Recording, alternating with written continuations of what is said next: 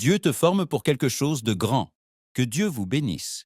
Je vous invite à ouvrir vos Bibles dans le livre d'Ésaïe, chapitre 40, verset 31.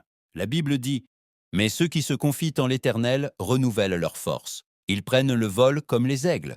Ils courent et ne se lassent point. Ils marchent et ne se fatiguent point. » Cette parole n'a pas été donnée à des personnes à l'aise.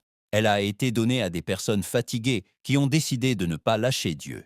Être fatigué ne signifie pas être vaincu. Cela signifie que tu as combattu, avancé et résisté.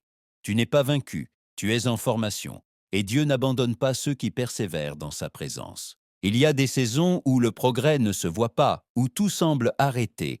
Mais en réalité, Dieu travaille en profondeur. Il forme le caractère, fortifie la foi et prépare le cœur pour ce qui vient. Ce qui ressemble aujourd'hui au silence sera demain un témoignage. Ce qui pèse aujourd'hui deviendra force. Car Dieu ne prépare pas n'importe qui pour porter la gloire. Dieu forme ceux qui ne renoncent pas, ceux qui demeurent, ceux qui continuent à croire même sans voir de résultats immédiats. Le processus n'est pas une punition. Le processus est Dieu qui te forme. L'ennemi a voulu t'arrêter. Mais Dieu utilise la pression pour te propulser. Ce n'est pas la fin, c'est un entraînement. Ce n'est pas un abandon, c'est un processus. Ce n'est pas une chute, c'est un élan pour voler plus haut.